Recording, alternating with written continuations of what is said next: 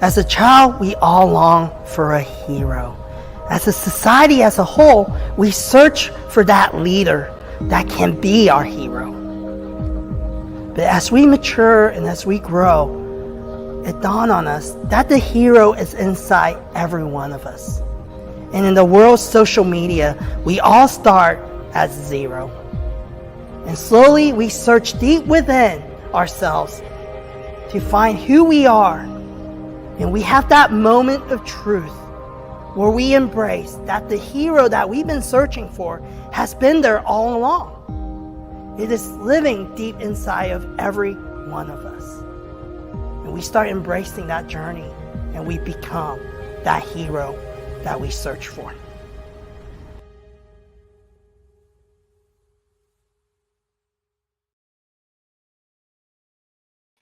Hey everybody, good morning and welcome to episode 39 of Zero to Hero. Today we've got an awesome guest. They are the minds behind some of the coolest interactive concepts that we've got here in Kansas City. Blade and Timber, Sinkers Lounge. His name is Matt Baysinger. He is the CEO of Swell Spark, which manages all those. Let's go ahead and bring him in. Hey Matt, how's it going, buddy? I'm great. How are you?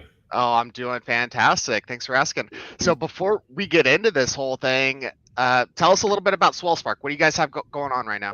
Well, first, man, I mean, your intro video has me tearing up a little bit, right? Like the idea of a hero is so powerful. I'm not sure that I'm one of them, but I'm grateful for you having me on the show. Swell Spark, we're the parent company, as you mentioned, Blade and Timber, Breakout, and Sinkers Lounge. Our goal is to gather people for shared experiences and make it easy for folks to have fun. We're just of the belief that, we have more fun together. And so we started making entertainment concepts in 2015 to do just that. And we've been really fortunate that Kansas City has loved us and embraced us and allowed us to continue growing and making cool stuff here in town. I love that. Yeah, I'm a big interactive date guy. My wife will tell you all day long. She's like, let's go to dinner. I'm like, let's go to dinner and then do something that we can like have fun with, right? Like that we can actually do an activity. Man. So I love it. It's so good. Yeah. And Sinkers is such a cool concept too. If you guys haven't been down there, definitely go check that out. A lot of good photo ops, right? It's great for the social media. Good time and just all around well done. Yeah, thank you. It's it's funny. Mini golf really has started to have a resurgence in Australia, in the UK. We were initially trying to open that in April of 2020, and for obvious reasons, that didn't happen. But to your point, I look back at kind of who I am and who I was, and I've always been the quirky kid who did kind of different things, even in high school. It's like, I don't want to go to a party. Like, let's go set up lawn chairs and greet people as they're walking into the new Star Wars movie. Let's do weird things that are fun. And it's been really encouraging and exciting over the last, decade to really put language to what it is that we've been doing and to really understand, on a micro and a macro level, why these things are so important. Every data point, every research study says that when you do things with other people, it makes bad experiences less bad and it makes good experiences even better.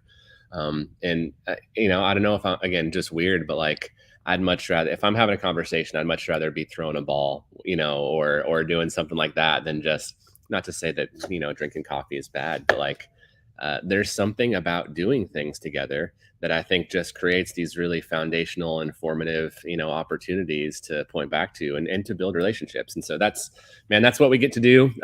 Super appreciative again that you've come and experienced some of our stuff and that we get to talk about it on the show here today.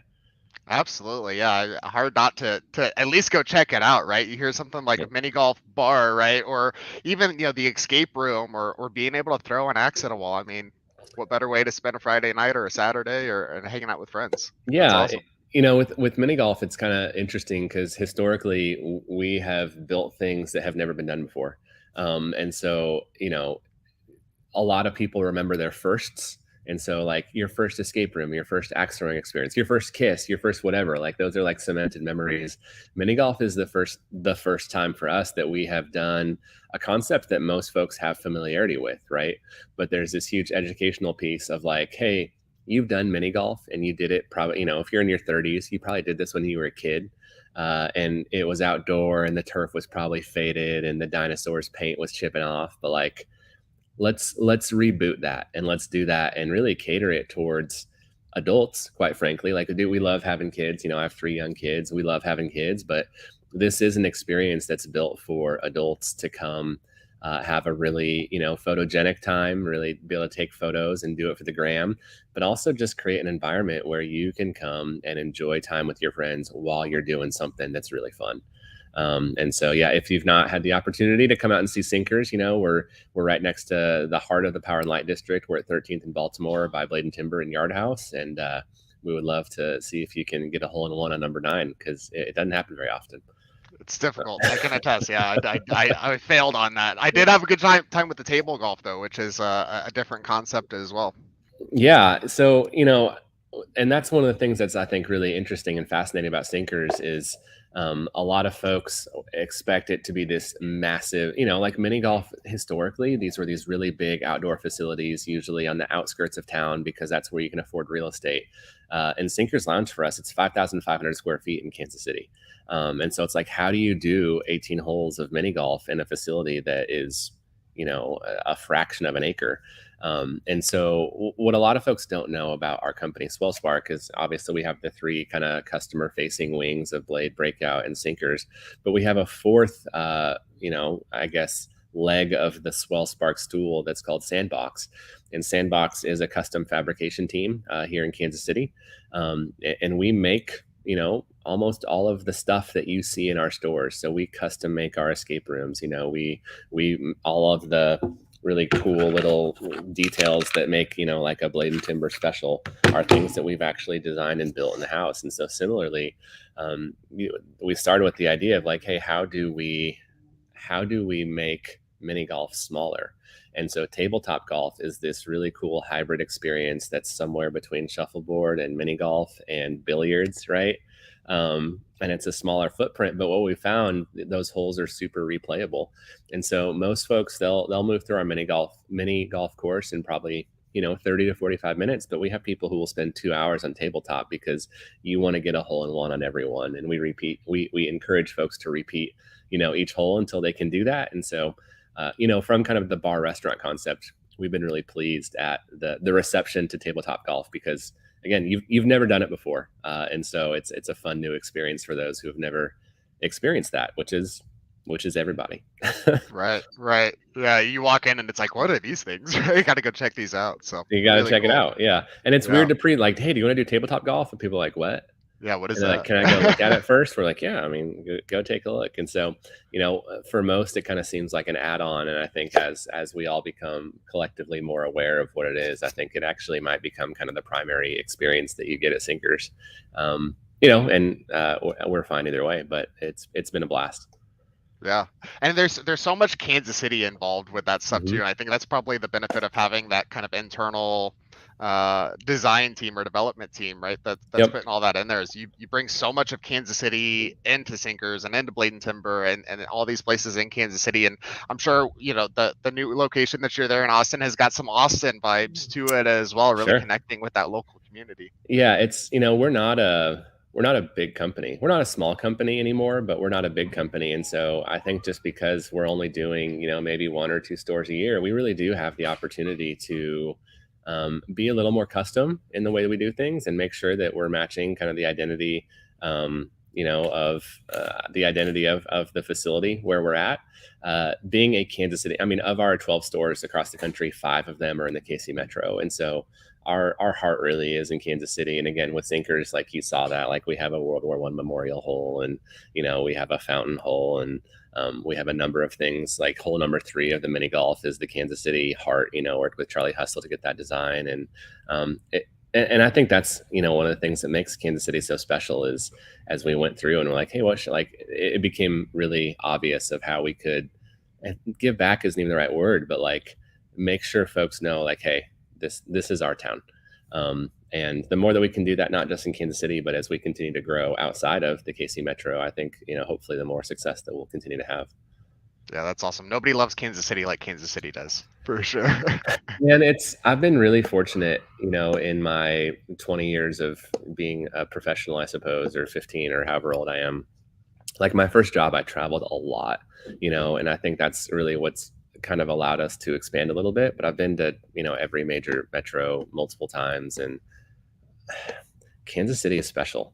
Like it really genuinely is special. And there are a lot of, bigger cities. And every time I get back to Kansas City, and I grew up in Denver, right? Like, but every time I get back to KC, Wow. it's just like, this place is awesome. Like there's nowhere else I'd want to be. I kind of think about other places every once in a while in the winter, but Sure.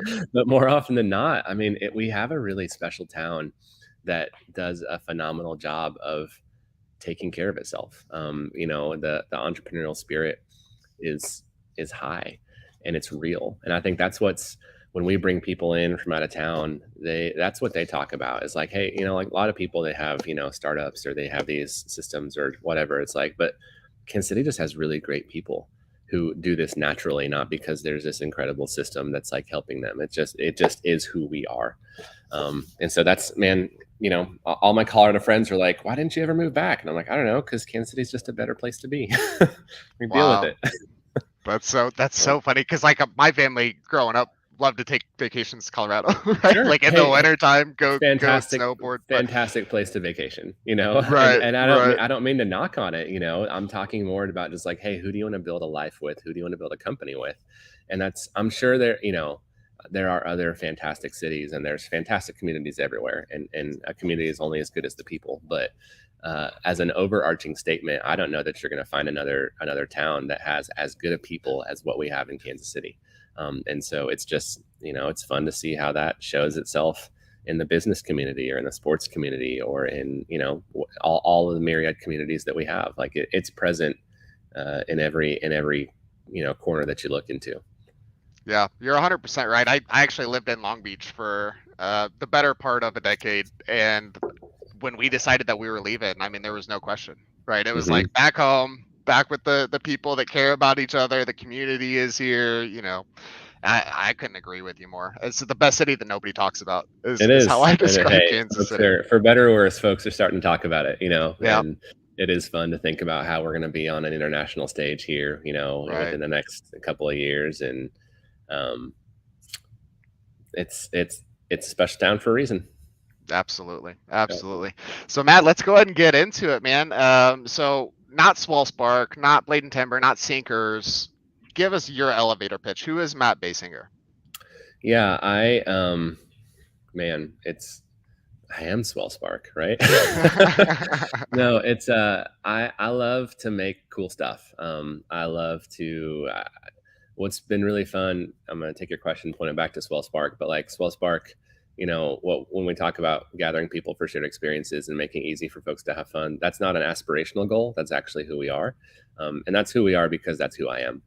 When I think about myself, you could go down and talk about like Enneagram or this or that. And like, I'm actually not that motivated by having fun, but I'm super motivated by creating that for others. And so that's who I am. I love building things. I love going metaphorically from 0 to 1. I've always been an idea person. And so, and I feel very grateful that over the years, I've found some ways to take those ideas and actually put them into action. And so I'm a husband and a father, right? This year we'll do 15 years of marriage, and I have 3 young kids, awesome. 9, 7, and 5. And so outside of Swell Spark, the vast majority of my time is trying to be a good husband and be a good father. And, setting up the business to allow me to do that. But I just think, kind of pointing back again to the intro video, like we all have amazing opportunities to make impacts, through business or through what we do in our daily lives. And that's going to happen of our own actions. That's going to happen because we get to take who we are, the humanity that we have, and we get to impact the world with it, on whatever size scale that we do that. And so I've been able to do that, through business. Wasn't the plan, but that's kind of what's happened over the last 8 or 9 years. And so we're on floor 17 of the elevator so far. I'm kind of rambling at this point, but that's what gets me going, man. That's what gets me excited. No, that's perfect. I mean, it's so good. And it's so awesome when you're able to take who you are and turn that into a business, right? And bring that fun out for everybody else. So that's perfect. So obviously J29, we're a marketing company. So one thing we always like to ask is for you to tell us about your social media journey. What's it been like, getting people in the door through social media? Yeah, and you're asking at a funny time, and I'll work backwards. So, like, my goal is to limit myself to 2 hours of screen time, and I just deleted most of my social media platforms personally. Obviously, we have them as a business, but I, when I point to what has allowed us to be successful, one of the single biggest levers that we've had at our disposal was social media. In the early days of Breakout, when we were brand new, we have this photo op wall in all of our stores. So Breakout Blade Sinkers, like they're places where you want to take a photo because you want to share what you've done. And the easiest and best way to share is through social media platforms. And so we really leveraged Facebook. Like 8 years ago, Facebook was really cool. It's still super useful, but like that was the social media platform. And so, at that time, without paying a dime, we were seeing tens of thousands of views on a lot of the stuff that we put out. And over time, we've had to do more kind of paid media. But to take a step back from that, I think what's really important, as I speak with younger folks in particular, is so I grew up in Colorado and I studied at KU, and I was in athletics and had the chance to work with the NCAA. And like the reason in the initial stages that we had a pretty large social media presence, quite frankly, was because we leveraged the presence that I had already built individually. I was, and myself and the guy that I started the company with, we were willing and able to ask people for help and to kind of use our personal social media, profiles, whatever, to point folks towards the business. And so it's been an interesting journey, right? Because social media continues to change dramatically every day, every year. And so we're having regular conversations of, hey, this new media popped up. Is this something that we want to look into? Is this something we want to do? How do we do it?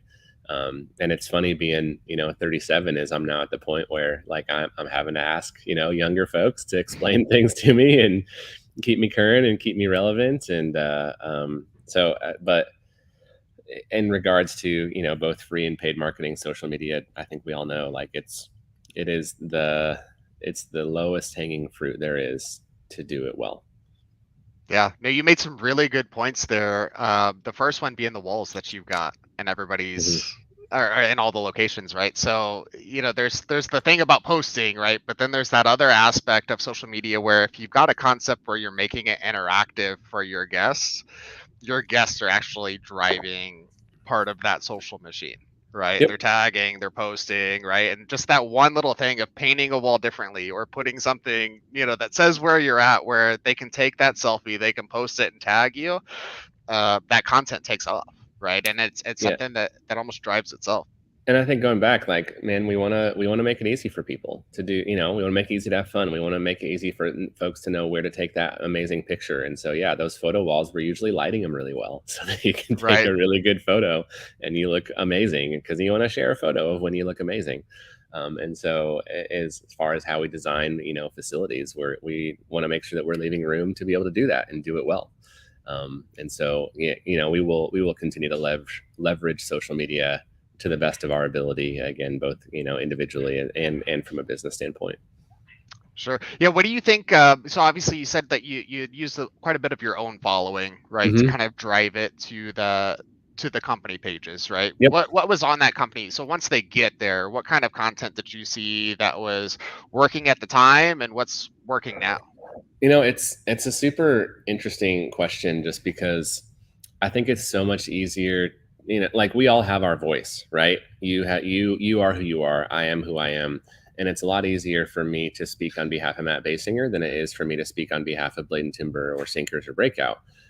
In order to do the business side really well, a business has to really understand what their voice is and what their lanes are. And truth be told, it's not something that we have done, incredibly well. I think we're probably better than a lot or better than most, but a lot of businesses are simply through social media pushing out the content they've already created or a link to an event or whatever. They're not like actually interacting with the marketplace as a person, because it's hard to do that. And there's some shining examples, like Wendy's and a lot of sports franchises do it really, really well.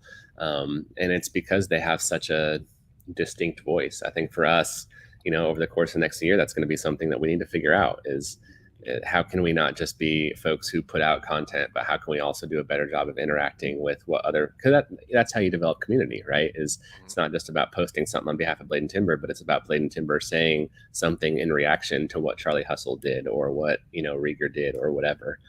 And that's, if it was easy, everyone would be doing it, right? But I think a lot of people aren't able to do it really well because it's super, super hard to have that voice be so prevalent in your company that everyone knows how to use it well.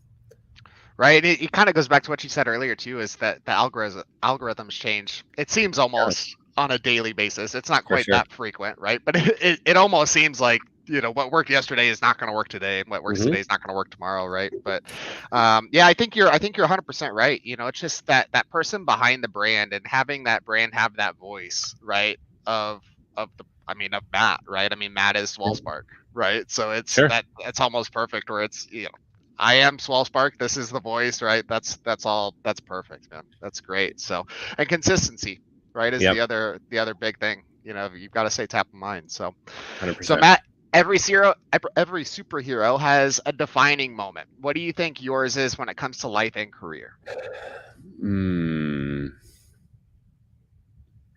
You're asking the heavy hitters, man.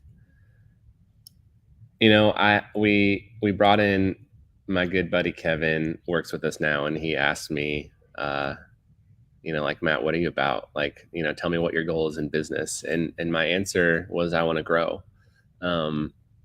I think a defining moment, just to talk a little bit about Blade and Timber or about Breakout, which is really, Breakout being the foundational aspect of Swell Spark, to go the business route first.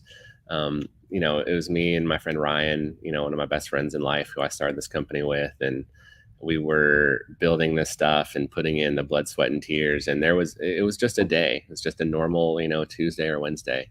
And we had the phones routed to both of our actual cell phones. And we would normally get a couple calls a day in the first couple of weeks. And all of a sudden, I got a phone call. Hi, welcome to Breakout KC. How can I help you? And while I'm on the phone, his phone rings. And while he's on the phone, I get a little beep through of someone else trying to connect. And it was just this day that we realized that we had something, like we had all these hopes and dreams and aspirations. And I think as a defining moment, it was like, oh, that actually worked. And now we have this thing that we've created, this tool, and we can figure out what it is that we want to do with that. And so that seems like a really small answer, but it's the best one I can think of from a business standpoint. I have a podcast called Let Me Be Brief, and we ask people often, hey, what's the best experience that you've ever had?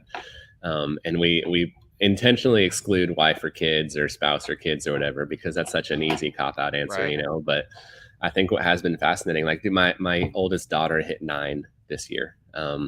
And I used to be a high school guidance counselor. So I worked with a lot of families and parents and helping them prepare for that step from the high school to college. And I realized my daughter is halfway out the door. And so I think I'm still in the middle of, maybe call it that hero journey, as far as how this works with my family, because I have such a limited amount of time, and there are real incredible opportunities for what I can do from a business sense, of course, and time compounds itself. But there are real opportunities that I have individually and in my family as well to make a lasting impact on my kids in these incredibly formative years. And so I think that is really the biggest question that I'm trying to solve for, is how do I do that well, and what does well look like? What does a win look like at work in light of what I need to do at home? And what does a win at home look like in light of the opportunity that I have at work? And so maybe you can have me back for episode 129 and I'll have it, 139, I'll have it a little bit more figured out. But Sure. Man, I think that's the question that many of us are trying to solve for. Because you can always do better, right? And so, like, how do you define good enough? How do you define doing it right? And I think what I'd arrive at is it takes a lot of intentionality, and it takes a lot of doing it on purpose. And so I think the hero is the journey in that sense. And my hope is that, 20 years from now, my wife and I can look back and be like, you know what? We did pretty good. We did pretty good with those kids, Yeah. But I don't know that we'll have that kind of watershed moment, until then, because it is a process, and we're steeped right in the middle of it. And it's no time to give up or to pretend that we're done just yet. Right. Right. No, that's so good. Yeah, and you're 100% right. I mean, there's oftentimes not one singular defining moment that this is it, right?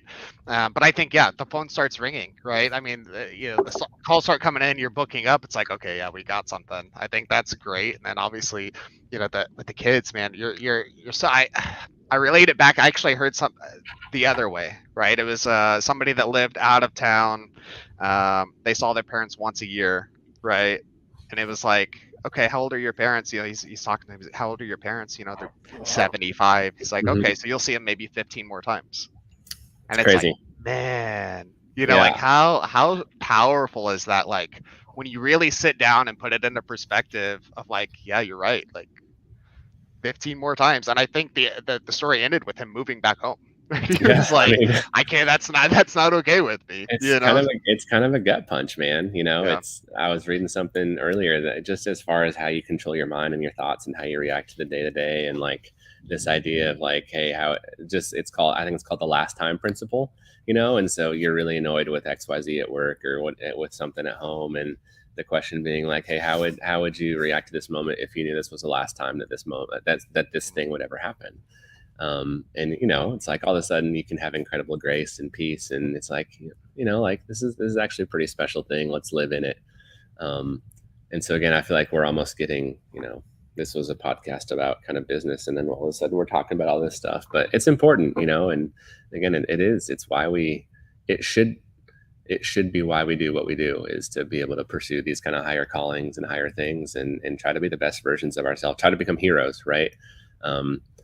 We all have the opportunity to do that, but it's going to take defining what that win is, and actually going out and hopefully achieving that thing or something that came from that thing.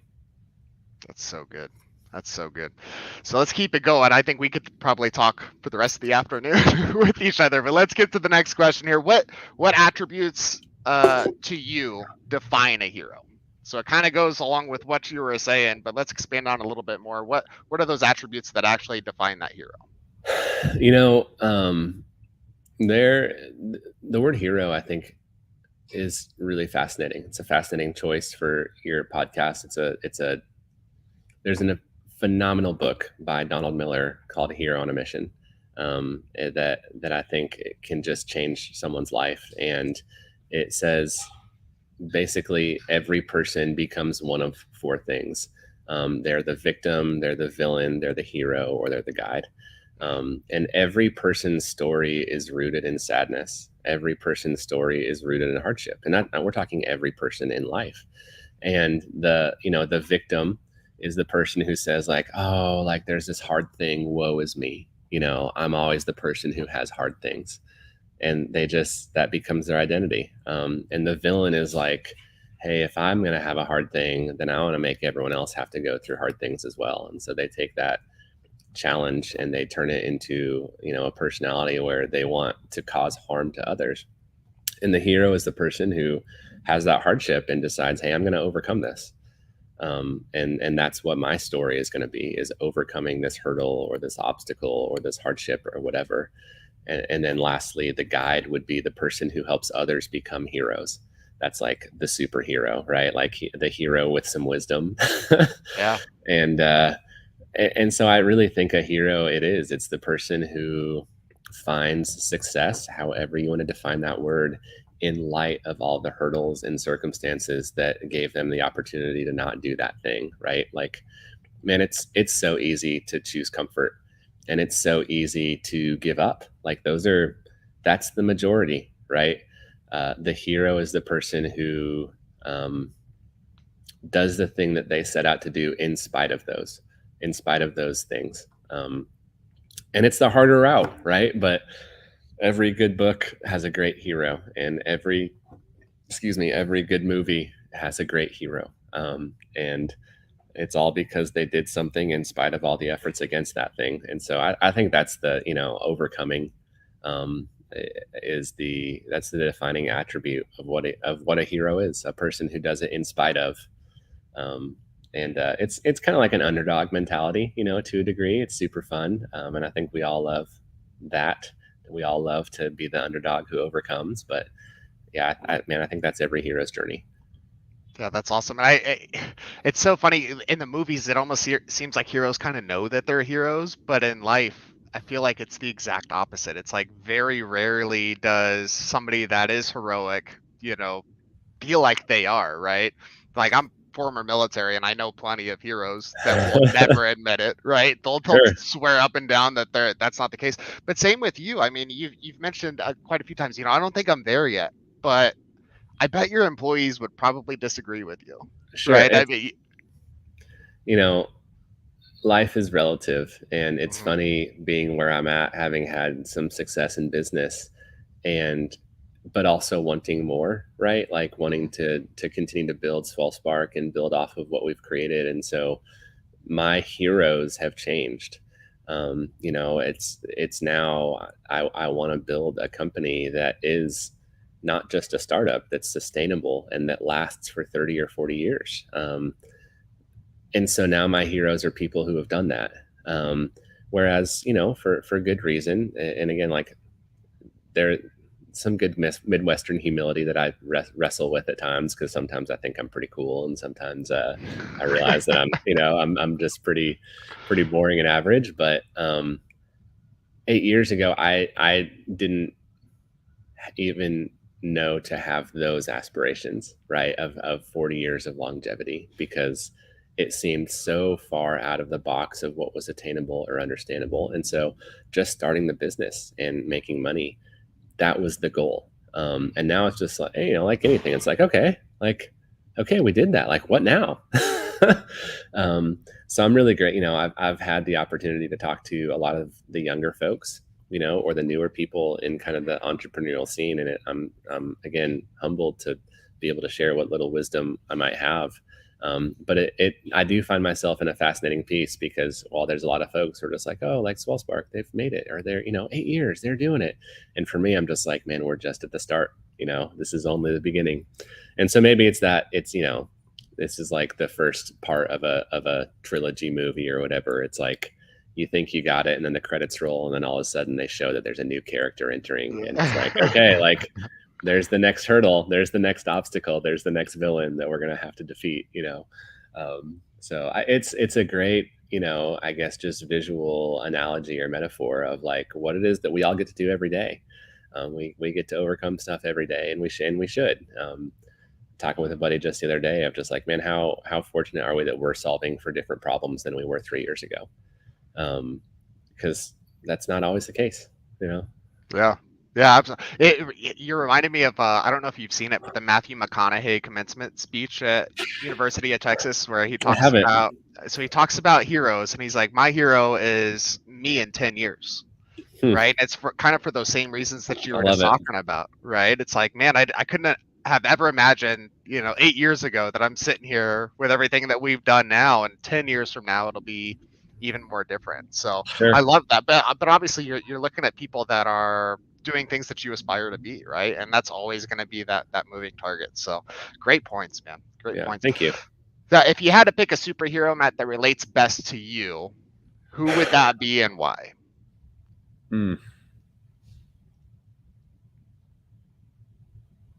Man, I don't think I know actual superheroes well enough. It's I think you can pull from different ones at all spaces. I think in light of so I'm not going to answer your question, narrowly, but I think in the same sense that superheroes are trying to find and solve for and accomplish the thing that they're setting out for, they're also trying to figure out who they are within that, right? And so I think that's the constant of like finding that balance. Spider-Man is trying to save the world and also like, get a girlfriend. I have, well, I'm good in that just to be super clear. And so I think one of the things that I've come to really appreciate, and again, like I'm looking at things largely through a business lens right now, just in my life, because I think business is a really beautiful lens to figure out, like, how do you build, sustainable things within your family, and how do you leave a legacy, and how do you make something bigger than yourself? And so when I say business, I think I'm really meaning almost like operational. But I think just recognizing how complex everything is, while also recognizing how simple some things are, is the stage that I'm at. And again, I think a lot of superheroes find themselves in that of like, this is one of many villains to take down. My kids asked me the other day, they're like, "Dad, do you know everything?" I was like, "No." And they're like, "Do you know half of everything?" I'm like, and I'm like, "I don't even know like 1% of it." They're like, "What? You don't know 1%?" And I was like, they're 9 and 7 and 5. And so they don't, the more you know, the more you realize you don't know. And so that's a terrible question, Gino. A terrible answer to a hard question. It's a great question. It's a terrible answer. I'm gonna have to marinate on that one. I'm not gonna give. I'll give you an answer on episode 139. Yeah, you have to come back to that one today. Yeah, I think you answered it for your kids though, right? I mean, because I get that same question from my 5-year-old. My 5-year-old daughter is, "Do you know everything?" And I'm like, "Man, you just don't know what you don't know." I mean, it's like there's no way to even like give a percentage on it. But in their minds, even as dad, you have to know everything, right? Like, how could you not know everything? You're my dad. You're the best, right? That's just that's so beautiful, man. So good stuff, Matt. Well, how can people get a hold of you? How can they keep up with what you guys are doing? Yeah, so locally here in Kansas City, we love to host large groups. So our Blade and Timber and our Sinkers brand, they're next door to each other, and so that facility can host 300 folks at a time. We had a full facility buyout where we finally combined the two of them, and so we have an inbound and an outbound sales team, and for folks who want to have an amazing time with their coworkers, I would really encourage them to. You can reach out on any of the websites. There's a click form. But I would also say too, just as a plug, like, again, one of the things that makes Kansas City so special is that we take care of our own. And so for folks who are doing a large group, event, or you're trying to plan a big family party or a team party, like think of the little guys first. There's a lot of really big venture backed companies that have opened in Kansas City. There's a lot of really great up and coming businesses like ours. We're not the only one. But I would encourage folks to think of the little guys first, and let us show you all an amazing time. And I think the key of what we do is we're gonna let you all have an amazing time that will transcend the hour or 2 hours that you spend with us. You will be talking about it for weeks or months or years with your team. And that's what we give to people, is we give, kind of like the gift that keeps on giving. We give you plenty of water cooler banter and fodder for years and years to come of why, Susie in HR just absolutely demolished Gino at the axe throwing range. And it's fun forever. And so we'd love to host you. We'd love to make it easy for you and your team to have fun. And again, we'd love to give back. And so say hi just as a friend, but if you want to host events, we'd love to do that as well. You can find me on LinkedIn, Matt at swellspark.com. And I can, point you to the right people given what you need. Perfect. Right on, Matt. Well, thanks for being a guest, man. That was awesome. Yeah. Thank you for having me. Podcast is awesome.